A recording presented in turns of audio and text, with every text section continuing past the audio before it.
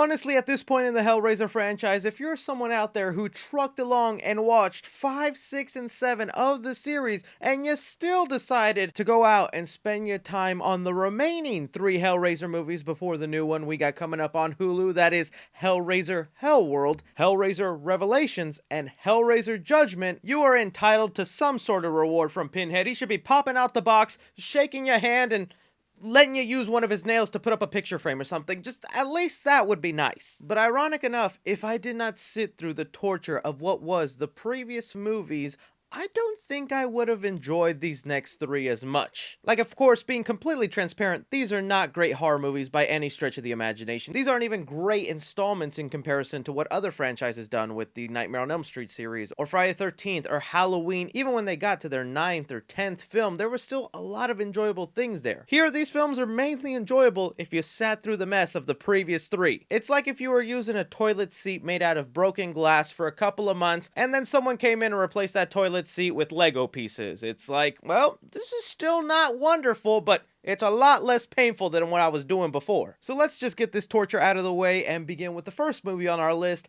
Hellraiser 8. Hellworld. Now, Hellraiser 8 to me was one of the films I was most looking forward to eventually getting to, because I've always seen the cover for this Hellraiser movies in Blockbuster stores or just in any sort of horror shop. You gotta admit, it's a pretty cool poster of Pinhead with some code in front of him like this is the freaking Matrix. Heck, for the longest time I thought maybe it was kind of like the Matrix, something like, remember, all I'm offering is the truth, nothing more.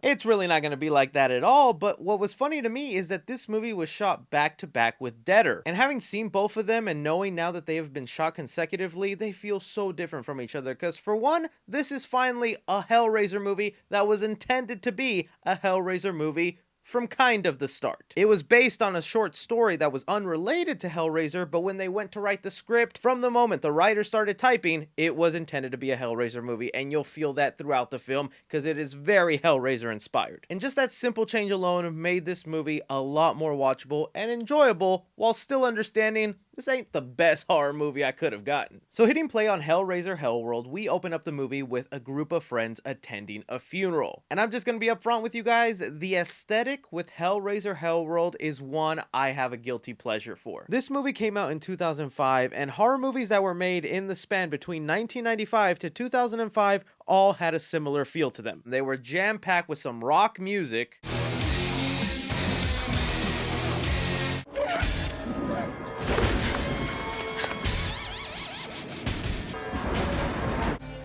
what the hell is this crap? and blue filter galore just to really set the tone. Say what you want, but I give it like 5 more years and we're gonna have nostalgic horror movies going back to this aesthetic, and I can't wait for that. Another thing you'll notice right away from hitting play on the movie, we have a young Henry Cavill early on in his career, Superman, the Man of Steel himself. What?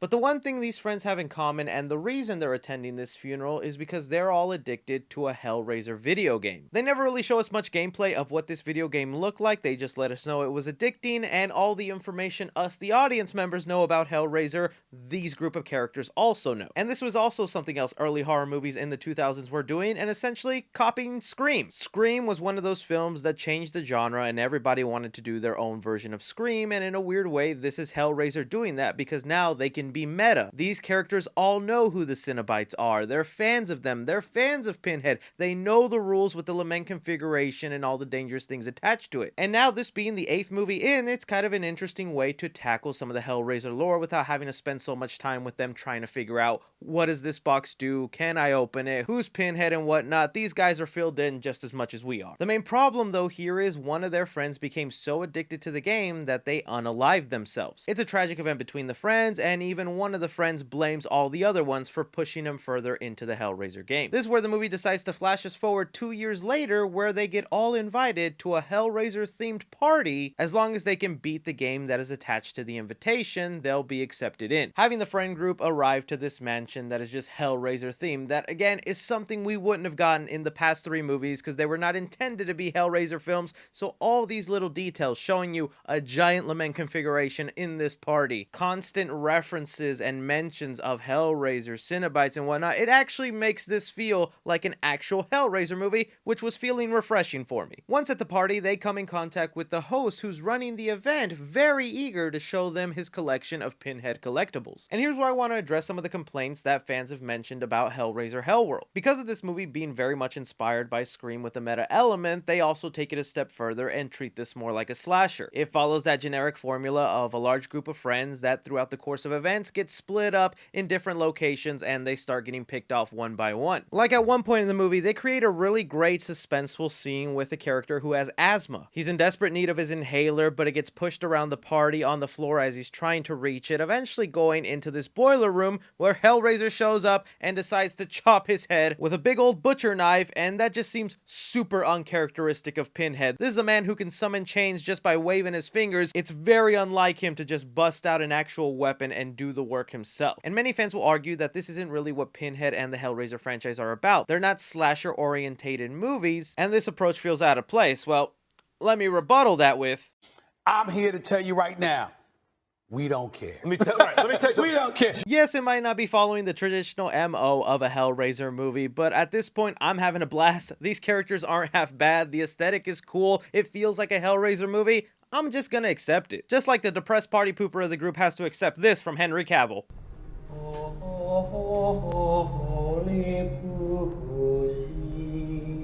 Another funny thing about Hellraiser Hellworld is this film holds one of the records for most shown product placement per minute. Because essentially the way the film decided to integrate the product placement of this movie, which is a Nokia phone, indestructible, was hoping this would be the device they used to kill Pinhead by the end of the movie. The guests are instructed to put on a mask, take a phone, and then you just text whatever number you're attracted to, and hopefully the other person on the line accepts, and you can mingle together. But it becomes the main source of communication throughout the entire movie, so we see it about 100 times on screen. I was expecting Pinhead to bust his out any second. But now that everything has been set up, let's just run us through the kills and characters getting picked off one by one. The character that was just there to be an aesthetic and the goth girl for this movie is of course the first to die. She eventually finds herself in a room where she thinks it's a good idea to sit in a chair clearly meant to trap you, while the host of the party initiates her getting her head cut off. And since this was my first time watch of Hellraiser Hellworld, I was pretty confused with the events and the way these murders were happening because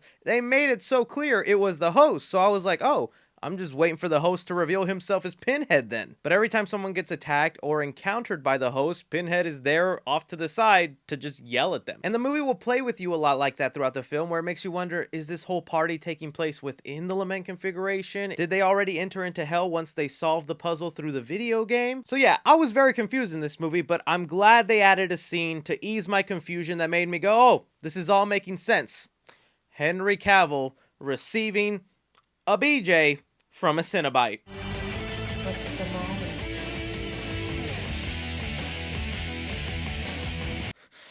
Why won't you let me in? I just want to have fun too!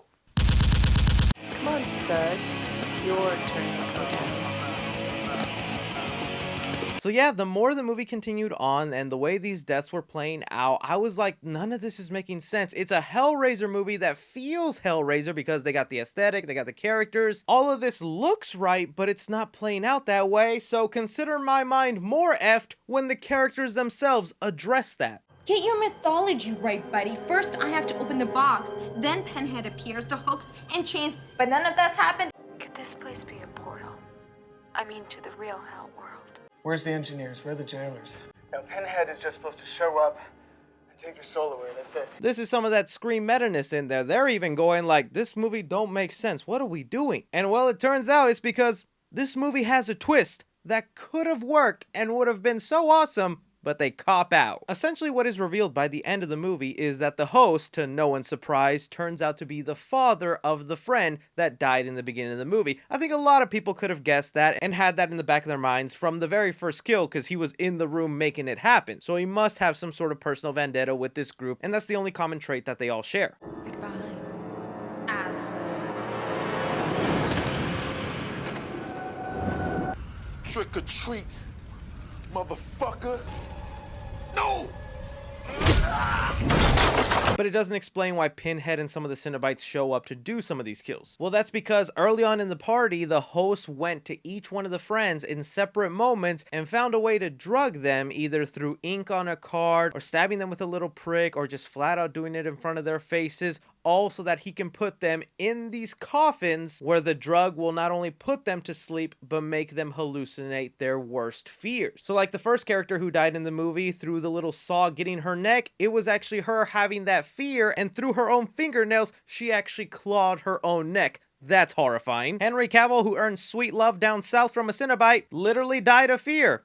Ain't no Man of Steel to me. The character with asthma died because he didn't have his inhaler in the box. Essentially what we have here is this is the Friday the 13th Part 5 of the Hellraiser universe. Or heck, some can even call it the Halloween 3 Season of the Witch of the Hellraiser universe. The film in the franchise that actually doesn't really involve Pinhead all along. This whole time he just was a made-up character for a video game that these guys were obsessed with, so that's why they would see the visions of it, because it was one of their worst fears from playing these games. But it also explained why they were able to break the rules and trick the audience, because it's a dream. It's not going to be exactly like what they know from the Hellraiser universe. Sometimes movies like Halloween 3 or Friday the 13th Part 5 piss off fans because it's like, you just showed me a fake Hellraiser movie, or you just showed me a fake Jason movie, a fake Halloween movie. In me, I didn't really see it as a cop-out because that's a great twist. It's interesting. You play on the lore of Hellraiser. You have the fans there. We get to see it through this metal lens. I think it was something that actually worked.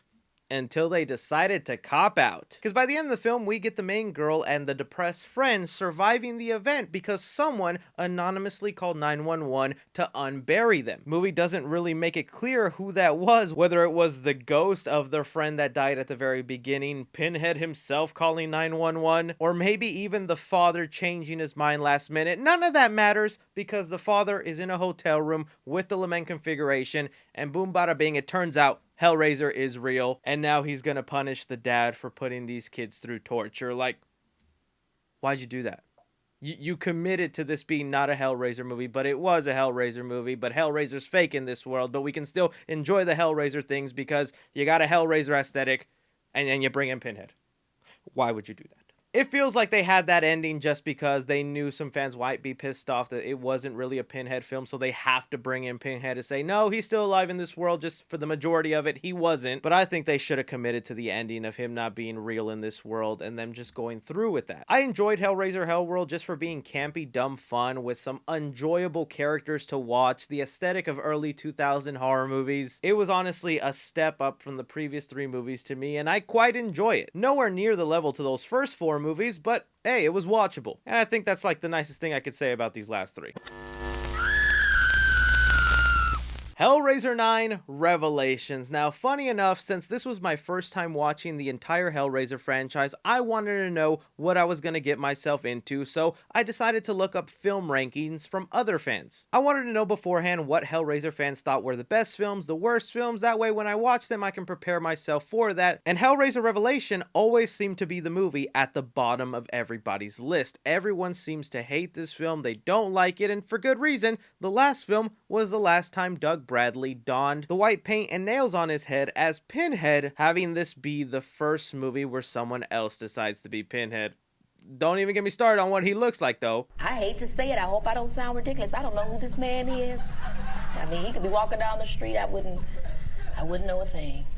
Sorry to this man. So that already is going to be a hard pill to swallow for our fans, but the reason Doug Bradley turned down the role I thought was more interesting, because rumor has it this movie only exists because an intern at the studio realized that the studio themselves were close to losing the Hellraiser rights if they didn't make a movie within the next 3 months. So this film was put together as quickly as possible so that they can retain those rights. That is how much they value the Hellraiser franchise. It was about to expire be handed off to some other studio where they probably would have given it a new big budget reboot, but because this studio wanted to keep their paws on Pinhead, they're like, we can put something together within 3 weeks, and that's what this movie is. So I was expecting to see the worst of the worst, laughably bad Pinhead movie of the series.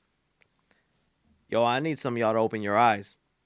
If they made this in 3 weeks, it ain't half bad. I know, I'm being honest. You need to leave! So hitting play on Hellraiser Revelations, the movie opens up with what I'm assuming is that same intern who let the studio know, hey, you gotta make this movie. They said, here, have a camera, go to the parking lot, shoot the first 10 minutes for us. Because that's exactly what this feels like. Two friends just grabbed a $500 Best Buy camera and just filmed their shenanigans. But what we're witnessing here is two friends, Nico and Steven, headed off to Mexico just to have a little fun for the weekend. Hey, Mexico, that's where I was born. I hope you're having fun there, man. Fuck, dude! The fucking car, man! It's been jacked! I don't believe this. Oh man, their car got jacked. Don't worry though, I'm sure you can get a bus ticket back home or call the police. Yep, not even kidding. That's how the turn of events go in this movie. They go to Mexico, get their car jacked. Next thing you know, your shirt's off and you're opening the Lament configuration. I think you skipped a couple of steps there. But thank freaking goodness this movie decides not to be entirely found footage with a $500 camera. Instead, it looks like there was enough in a budget to get a tripod, giving us Steadicam. But we're following here the two separate families of the two boys that got lost in Mexico and are currently presumed dead. However, the sister of one of the boys and also girlfriend of the other boy does not want to let go of their disappearance and decides to test the acting ability of the mom. You know, why is mom always in Steven's room? Like, what is on that video camera? Shut up! Shut up! Eventually having us follow the sister open the bag that was the only remaining evidence for their disappearance that contains the Lament configuration and the $500 Best Buy camera, filling us in on some context about what happened between the car disappearing and them opening that box. Immediately we see that the boyfriend character hooked up with a woman in Mexico and also accidentally killed her. Yeah, that'll happen in Mexico. Having us follow the sister now mess with the Lament configuration in front of the pool that actually opens a door to let the brother come out and escape Pinhead's torture. And here's where I want to mention why, even though this movie is obviously very cheap looking, the most cheap looking Hellraiser film we've gotten so far was only made in a matter of weeks so that they can retain the rights and doesn't even have Doug Bradley as Pinhead. I think this movie isn't half bad because it actually sticks to a lot of the lore from the first two Hellraiser movies that feel way more in line with what Hellraiser should be than any of these past sequels up until 4. And I think one of the reasons Hellraiser fans just can't get past the story actually being pretty faithful is because the Pinhead they chose looks like he belongs on the set of an SNL sketch. Like, no offense to my guy or the makeup department, but what were you thinking here? The dude just looks so funny to me, and that's not even the worst part. He comes with a cousin. Yeah, they got Pinhead Jr. in here. But now what we eventually see happen in this movie is we get kind of a repeat of the events of Hellraiser 1 and 2, is where the character of Nico, the boyfriend, is trapped in the Lament configuration. It's up to the brother character to bring him victims to sacrifice their blood to slowly bring back to life Nico. And instead of this being a situation where it's someone doing it out of love or interest of power, this is just a friend trying to get his friend back. And it puts you to test those limits with how far you go to get your friend back. And I thought that was a smart idea and was actually a story that made sense, that I can't believe it only took them 3 weeks to come up with that when I just saw other movies that I bet took months for them to get to. So why do people hate this movie? There's even a sweet moment where brother and sister are talking to each other. We have a heartwarming scene. Oh my god, they're kissing. What are you doing, step bro? Guys, I joke you not. I was in the middle of this movie and I had to pause it and check IMDb and Wikipedia and go, there must be a mistake here. Why is the brother and the sister making out? Maybe I got my white boys confused and this was actually the boyfriend character and the other guy was the brother. No, this is the brother. I'm like, okay, I see why this movie is at the bottom of everyone's list. I'm not about that what are you doing stepbro life. This is going on the bottom of my list too, because what the heck. Once I saw that scene of brother and sister, I had checked out. I was like, okay, I don't even care that you're following the story or that you had a decent storyline in here that was faithful to the other movies. This is disgusting. But oh no, my friends, they actually kind of saved this and make this disgusting scene work. Because we come to find out that this whole time, even though that this is the brother character, we saw in flashbacks that Nico eventually where he got to the point where he needed skin decided to kill his best friend who was helping him get his body back this whole time and stole his skin. Essentially meaning this isn't the brother character and it is Nico the boyfriend, making it so that this kiss wasn't really brother and sister. But I think it's still disgusting because the sister did not know that information at that time and still went for the smoochy poochie. Bringing us to the final reveal at the end of the movie then, if that was Nico the boyfriend, that means Pinhead Jr. was actually the brother that got turned into a Cenobite. And you know what? The film wins me over again. That is a great little twist and transition, and the way they played out the events I think isn't half bad. This is like as faithful of a Hellraiser film as you can be that actually got my stomach turned and disgusted when I was desensitized after 9 Hellraiser movies of just seeing blood and gore everywhere. They found a way to creep me out. They even throw a pretty dark ending in there because now you think Nico deserves to be tortured by Pinhead for all eternity and instead is shot by the father, saving him from that torture, where Pinhead now decides to take the mother, leaving the daughter behind, knowing now the brother's a Cenobite, the father about to pass away, and the mother being tortured for all eternity. That is a pretty dark ending with no one really winning, and I feel like that's sometimes what Hellraiser needs, is darkness, it's just gloominess, and this worked for me, man. I know it's at the bottom of a lot of people's list, but this is gonna go higher than I thought. I don't think it was that bad. Reminding y'all, that's with the context of the horrible sequels I just watched, so I'm kind of putting it in perspective to those. If I compared it to like any average horror movie, this ain't a good movie. But it's more than a decent Hellraiser film, I'll tell you that.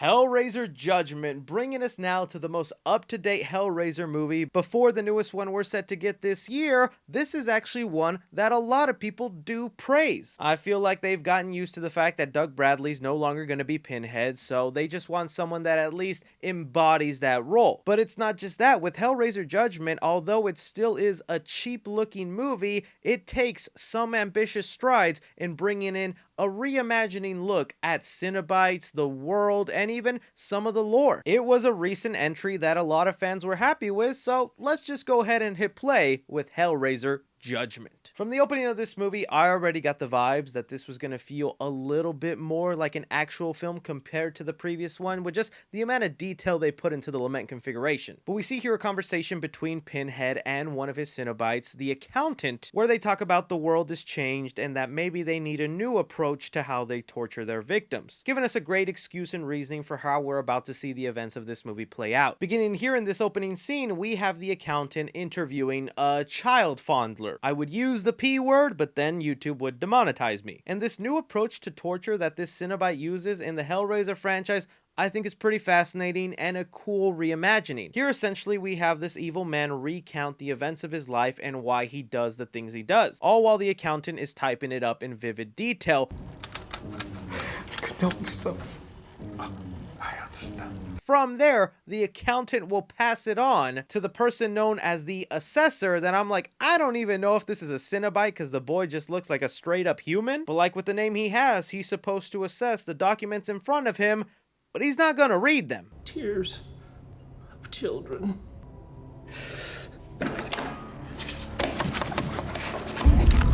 I prefer sprinkling my paper with sweat from a hot yoga mom, but you do you, man. Then vomiting what he just ate into a pipe that goes into a feeding den for a group of women who are supposed to eat it. I said in the last Hellraiser movie, I felt a little desensitized to a lot of the blood and violence in these films, having watched a lot of these sequels back to back to back to back. But Hellraiser Judgment is gonna bring back in that disgusting, gross feeling because it does not hold back. At times it looks like it's shot like one of the Saw sequels, just very grungy and dirty, but it's just their use of uncomfortable nudity and bodily fluids that these characters have to digest. It's not just them eating vomit. At one point, it's all of them spitting into a cup and having one person drink it. It's a movie I recommend you not eat food with, and if you're watching this video eating food, I apologize, my friend. It's a movie I recommend you not eat food with, and if you're watching this video eating food, Still, this entire process that we just witnessed that I don't even want to make sense of logically helps the Cenobites and the underworld come up with the perfect torture for their victim. So now with that new established rule out of the way, we can move forward with the plot. Essentially, who we're following in Hellraiser Judgment is a pair of brother detectives who are trying to hunt down this serial killer that is going after people using the 10 Commandments of the Bible. And already I was starting to get flashbacks of one of the psychological torture Hellraiser movies, because we had a film where both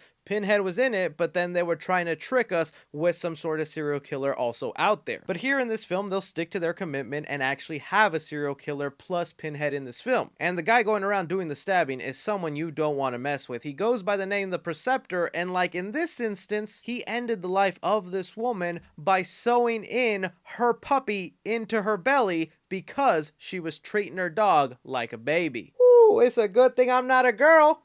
Guys don't get pregnant with babies. You can't stitch this guy in me. Where do babies come from guys, though?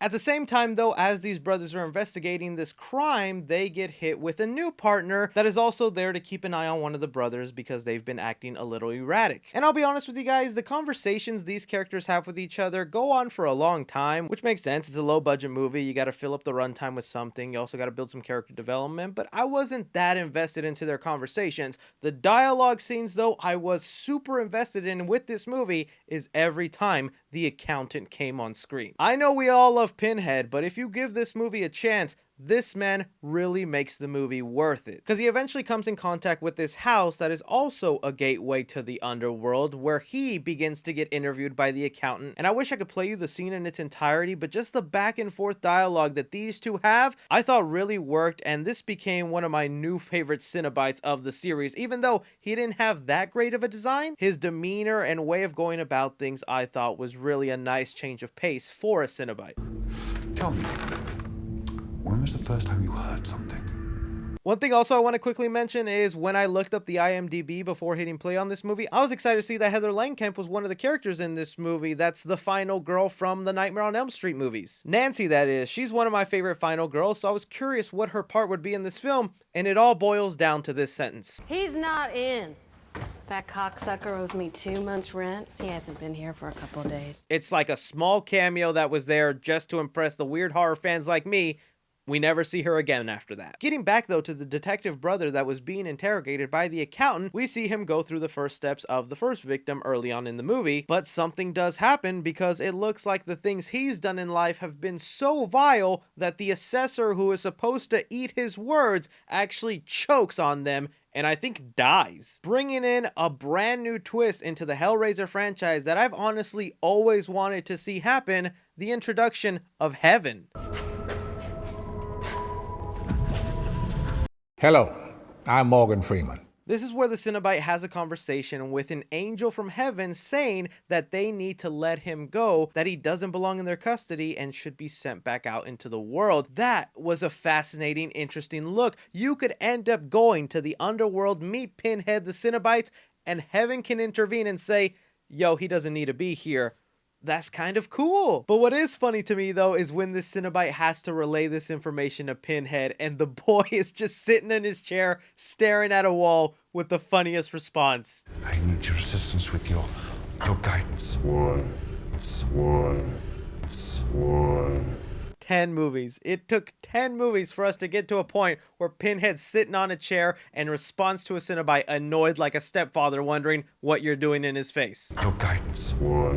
And from there, the movie does drag on a little bit for me because it's a lot of these dialogue scenes between the characters I just don't care that much about. I'm just more interested to see how the underworld and heaven now connect now that they've introduced them here. So I'm just gonna skip to essentially what was the ending twist of this movie that I thought was kind of cool. We find out that the brother that was held hostage in the beginning actually is the serial killer they've been hunting down this entire time. One of the things that sparked his motivation to be the Preceptor is the fact that his brother was sleeping with his wife. But instead of just getting rid of his brother and wife, now that he knows the afterlife is real and he's most likely headed to hell for everything he's been doing as a serial killer, he wants to make a deal with Pinhead. But I do want to say this actor, Paul T. Taylor, who plays Pinhead, is actually doing a pretty good job. His voice sounds good, the makeup looks good. He's no Doug Bradley, but he's doing a suitable job where I don't mind him. And offer you a deal. There is no deal to be made. Adulterers. They open the box. And they will be dealt with accordingly. Pinhead, like established in previous movies, does not want to take that deal, instead just shooing away the wife and brother, and also wanting to torture this detective serial killer for all eternity, making the angel come back again to kind of clarify why heaven would want him alive. There are matters at play here that are part of a bigger plan, and he is a part of it. You want him out there on Earth. He wants his flock afraid of the wolf so that they look toward the light. Here's where they basically explain to us that they think it's a good idea to have the Preceptor, this serial killer, out there because he is putting the fear in the people around him to follow the Bible and the commandments, or else someone like him will go after them and punish them, thus creating more followers for God and people who will follow in his path. That kind of puts a new twist on things. I know it might offend some really religious people, but in this fictional world of good and evil, God, the devil, heaven and hell, I think that's a cool twist. It also even puts things in perspectives and let you know, I mean, the people running heaven aren't that great either. I did find it hilarious though, where they tell the Preceptor straight up, oh, just because you're doing this for us, you're still gonna pay eventually, man. You're a murderer, twisted sadist. For now, your actions work in our favor, but there will be judgment for you. Pinhead being forced to send him back into the real world where the female detective was waiting for him just to shoot him and kill him. You knew that would happen. You know nothing of human behavior. Bringing us to a pretty crazy ending where Pinhead does not give an F about no God and wants to torture one of his angels, which I gotta assume is a big no-no. Probably should not have done that. I have nothing to fear. Having the film end with Pinhead being banished to the mortal world to be human again, which turns out to be the ultimate punishment for someone in his position. Yeah, I'm not gonna lie, I actually really enjoyed Hellraiser Judgment. Some of the in-between stuff and dragging moments in the film are kind of dull, but it really is, again, the strengths of this movie. You have the Hellraiser world, you know the lore, play with it, and here they did. 10 movies in, they brought in heaven, angels, having them interact, seeing how they work with the mortal world. All of that was super fascinating to see. It's things like this that can make me look past a cheap, bad acting movie when your story can actually be captivating and interesting for longtime fans that are just desperate for at least a decent Hellraiser movie. And that's really what it comes down to. All three of these films, I think, are decent Hellraiser films. In comparison to some other horror films, oh, they're probably straight up garbage. But if you became a fan of these films through watching the first 4 movies like I did, and then became super disappointed with 5, 6, and 7, I think you'd be pretty happy, or at least okay, with these last 3 films. But let me tell you now, I'm hoping this 11th entry headed to Hulu is a banger, because it looks not only high budget, but also attention to detail, like someone actually cares about this world.